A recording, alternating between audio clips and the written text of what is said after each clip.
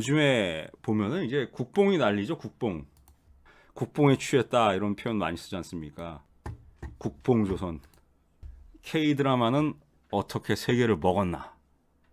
심슨을 한국에서 만든다고 전 세계가 주목한 대한민국의 저력, 국뽕 스트라이커 등등 해가지고 이 무슨 뭐 대한민국 중심으로 전 세계가 돌아가는 것처럼 사람을 갖다가 생각을 하도록 만드는 그런 뭐 이런저런 이야기들 인터넷 등등 해가지고 난리죠 난리 요새 여러분. 지금 뭐 전 세계가 막 지구가 대한민국을 중심으로 해서 이제 돌아가는 것처럼 얘기를 하잖아요 사람들이.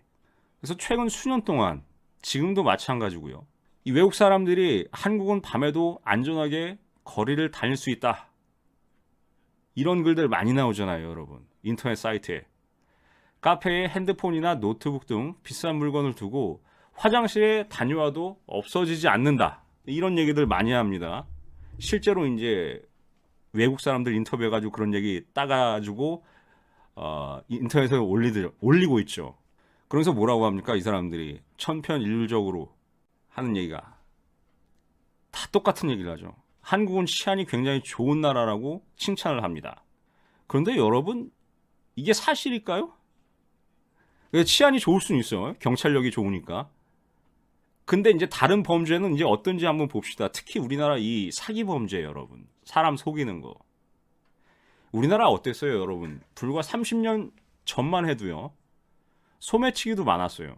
그리고 공공장소에서 귀중품 도난당하는 경우가 많았죠.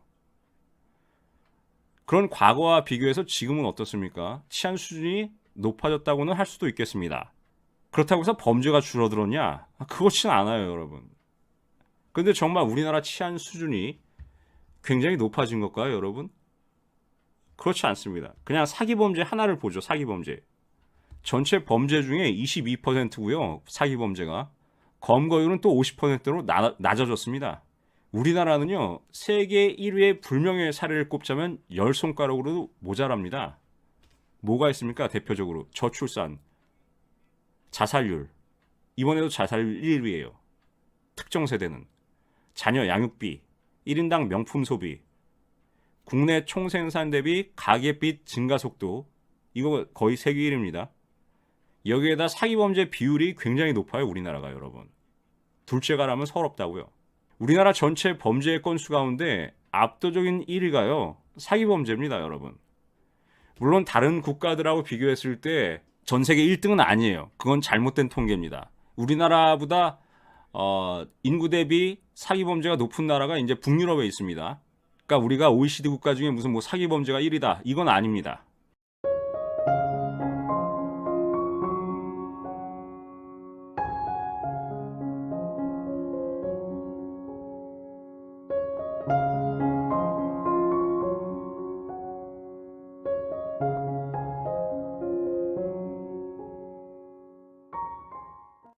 그런데 우리나라 한국의 전체 범죄 건수 가운데 압도적 1위가 사기죄입니다. 4건 중에 하나가 사기죄예요, 여러분. 그러니까 뭐예요, 이건? 속이는 것에 능하고 잘 속는다라는 뜻입니다. 잘 속이고 잘 속임을 당하는 거죠. 한국 전체 범죄에서 사기죄가 차지하는 비율이 굉장히 높아요.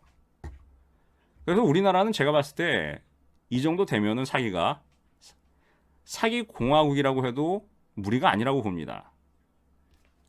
우리나라 그 대법원 자료를 보면은요, 정식 재판으로 기소되는 사람 수가요, 1993년 18만 명이었어요. 그런데 2022년도에는 이게 31만 명으로 증가를 했습니다.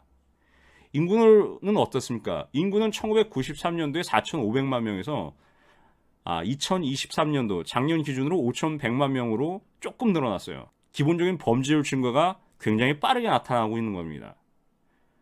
특히 절도 범죄자 수는요, 1만 명 수준이 유지되고 있는데 사기 같은 경우에는 1만 명에서 4만 명으로 폭증을 했습니다. 그래서 경찰 자료를 보면은요, 사기 범죄가 꾸준히 증가해가지고 2022년도가 되면은 32만 건을 넘습니다. 여기 보시면 33만 건이 됐잖아요. 전체적인 2022년 통계를 보면 과거보다 20% 가까이 늘어나는 겁니다, 사기가. 근데 제가 이거 뒤에서도 말씀을 드리겠지만 2030 세대가 젊은 세대가 사기 범죄 1위입니다. 1위. 세대별로 따졌을 때. 그러니까 젊은 사람들이 지금 맛이 갔다는 얘기죠. 나이 먹은 분들은 나이 먹은 분들대로 맛이 갔고 젊은 사람들은 젊은 대로 지금 맛이 갔다. 특히 사기에 능하다 젊은이들이. 이거는 국가 미래를 생각했을 때 아주 암울한 내용입니다. 그리고 우리나라 범죄를 보면은요, 우리나라 곳곳에 CCTV가 설치되어 있잖아요. 중국산 CCTV. 대부분 자동차에는 블랙박스가 있습니다. 그래서 공개된 장소에서는 물건을 훔치는 경우가 대부분 붙잡혀요. 그리고 휴대폰, 노트북은요, 훔쳐서 작물로 팔아봐야 돈을 얼마 못 받죠. 그래서 검거 위험에 비해서 가성비가 아주 떨어집니다. 그래서 안 훔치는 거야, 안 훔치는 거. 훔쳐봐야 돈이 안 된다라는 겁니다. 대신에 늘어난 게 사기죄예요, 사기. 우리나라 사회가 이제 급속도로 인터넷화되고 디지털화되면서 현금 거래보다 뭘 많이 합니까? 온라인 거래가 대부분이죠.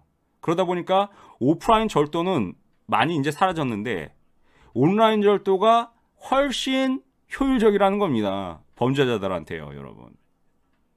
그래서 이 온라인 절도는 어떻습니까, 여러분? 대부분 사기 범죄입니다. 사기의 형태를 띠고 있죠. 뭐가 있어요, 여러분? 보이스피싱, 돌려막기식 투자 사기, 주식이요. 그래서 주식 리딩방 사기 등등해서 종류도 아주 다양합니다. 절도는 피해자가 몇 명이 안 되는데 사기 범죄는 수백 명의 피해자를 양산하고요. 그 피해 역시 적게는 수십억 원에서 많게는 이제 수천억 원이 됩니다, 여러분. 근데 여러분 이거 아주 중요한 내용인 것 같은데 제가 봤을 때는 이게 자료를 보면서 해석을 하는 겁니다. 사기 범죄 발생 건수를 보면요, 2012년부터 17년도까지 해가지고 23만 건 많았을 때 뭐 2013년도 25만 건이죠. 이거 보세요. 문재인 정권 이후 2017년 이후에 쭉쭉쭉쭉 올라갑니다, 여러분. 사기 범죄도 함께 늘어났다. 책 중에 빨대 사회라는 책이 있습니다. 이게 모성준 씨라고 해가지고 판사 출신이 쓴 책이에요. 이 책이 최근에 이 한 판사가 빨대 사회라는 책을 출간했죠. 이 사람이 뭐라고 그랬냐면 조직적 사기 범죄는 창궐하고 있는데 이러한 범죄를 사전에 막기에는 개인정보 보호 등 제도적인 문제 때문에 사실상 불가능하답니다. 그리고 사후에도 핵심 용의자를 잡기가 어려워진다. 뭐 이런 내용들이 들어가 있습니다. 그래서 이 모성준 씨, 판사 출신인 이 모성준 씨는 이 빨대 사회에서 왜 사기 범죄가 늘어나고 우리나라가 이거 법 제도가 이게 보완이 되지 않고 있는 이유, 그리고 범죄가 계속 늘어나는 이유에 대해서 이 사람이 얘기를 합니다. 뭐라고 그러냐? 이게 한 몇 가지야? 10가지 정도 되는데요. 그 이유가 있습니다. 한번 같이 보죠, 여러분. 이게 바뀌지 않는 한 우리나라는 범죄, 특히 사기 범죄가 줄어들지 않습니다. 첫째는 국회가 문제라는 겁니다. 이 사람은. 국회가 검찰 수사권을 박탈하고 경찰과 검찰을 분리했다. 범죄가 발생하면 검찰은 수사할 수 있는 분야인지 아닌지 따져봐야 하는 상황이다. 따라서 의혹이 사라진다라고 했습니다. 두 번째 이유는 경찰 수사가 미진할 경우에 과거에는 검찰과 경찰이 서로 공조를 했었다는 거죠. 그런데 이런 협조했던 과정이 사라졌고 그러다 보니까 어떻습니까? 수사의 질이 저하됐다라는 겁니다. 세 번째는 추미애 씨가 지금 이번에 국회의원 또 됐잖아요. 추미애 씨가 전 법무장관 시절에 검찰의 사기 수사 전담 부서를 해체했습니다. 그래서 예를 들어서 라임 사건 등 굵직한 사건들이 표류하게 됐고 이러한 사기 사건의 순회는 재판 중에 도주하기도 했습니다. 결국 잡았는데 시간 낭비에 국민들의 세금 낭비를 했고 경찰들의 에너지 낭비가 됐습니다. 그런데 말씀드린 것처럼 추미애 씨는 다시금 국회에 입성을 했죠. 네 번째는 대부분의 사기 사건은요, 경찰이 수사를 해야 됩니다. 처음에. 예산은 하나도 근데 반영이 되지 않는다고 합니다. 경찰이 잠복 수사를 할 때 개인 돈을 사용한 뒤에 나중에 받는 시스템이랍니다. 이게 지금. 말이 됩니까 이게? 공무원인데? 수사 결과가 없으면 비용 신청도 어렵다고 합니다. 이게 나라도 아니에요. 그러니까 지금 이 국뽕에 취한 놈들은 이거 다 미친 놈들이라고.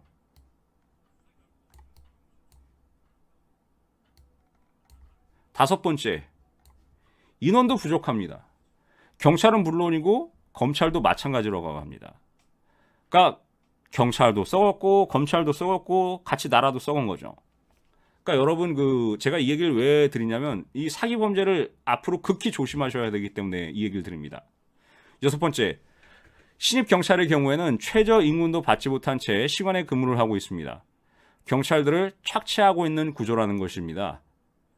이 사람들이 하는 척만 할 수도 있습니다. 누구도 최저임금 받으면서 열정적으로 일에 임할 수는 없다라고 합니다.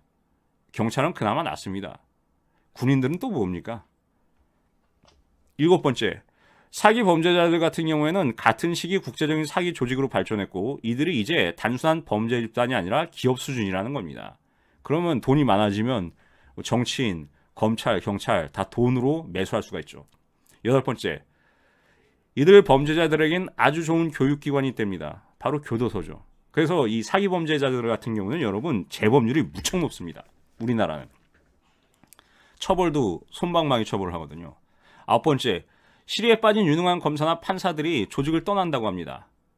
그리고 이들이 범죄인들의 편을 들게 되는 거죠. 이거 아주 심각합니다. 그래서 10번째, 요새 검사들이 특정 사건들을 갖다가 수사를 안 하잖아요. 같이 썩었으니까.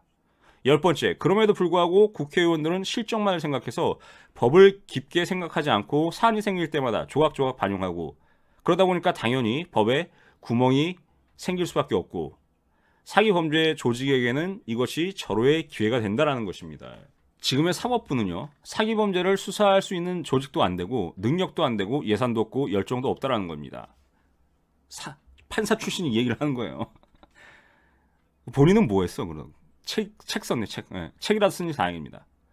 그래서 이런 사기 조직, 그 중에서도 우두머리 같은 경우는 이게 잡힐 가능성이 거의 제로라는 것이죠. 우리나라에서 이 대형 사기 사건이 지속적으로, 계속적으로 발생하고 있는 이유가 배경이 바로 여기 있다라는 겁니다. 이거 보세요. 라임 수사하던 증권 범죄 합수단 없앤 추미애 법무부 장관.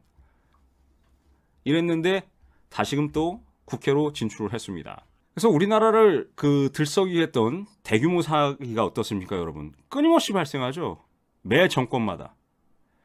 예를 들어서 1982년도부터 해가지고 수천억 원 피해 규모의 장영자, 이철이 투자 사기 사건이 있었죠. 2008년도엔 또 뭐 있습니까? 조이팔 금융 다단계 사건이 있었습니다. 이거 영화로도 만들어졌죠. 그리고 2019년도 문재인 정부 때는 라임 자산운용, 2020년도에는 이제 옵티머스 자산운용 사건. 여기에 자그마치 들어갔던 돈만 관련 자금만 1조 원 이상이었습니다. 그리고 뭡니까, 여러분?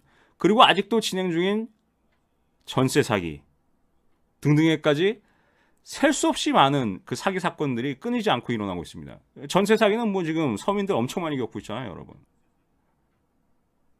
우리나라 사회에는요, 여러분, 언제부턴가 이 대형 전세 사기로 엄청난 홍역을 치르기 시작했죠. 예를 들어서 무슨 뭐 빌라 수십 채 가지고 있는 인간들, 속칭 빌라왕들. 이런 빌라왕들의 전세 사기 행각 파장은 지금도 진행 중에 있습니다. 이 빌라왕들의 사기 건수만요, 여러분, 1만 건에 가깝습니다. 액수를 따져보니까 수조 원이에요. 서울, 인천, 수원, 대전, 전국 규모의 전세 사기는요, 이게 해결책도 지금 나오지 않고 있습니다, 이거. 그동안 젊은 사람들, 피해자들이 여럿이 목숨을 끊었어요. 그래서 안타까운 일들이 지금도 벌어지고 있고 앞으로도 벌어질 겁니다. 전세 사기 피해 지원 특별법을 만들었죠. 그리고 정부가 5차례 넘게 대책을 발표했는데 이게 악몽이 사라지지 않습니다. 대부분 경제적 약자들이죠, 이 사람들. 서민, 그리고 젊은 사람들의 생활 기반이 흔들리고 있습니다. 가뜩이나 공적거리가 있습니다. 뭐예요? 저출산 같이 겹치는 거죠, 이 문제하고. 영향을 미치고 있습니다. 그리고 온라인 사기 범죄 특징이 뭡니까, 여러분?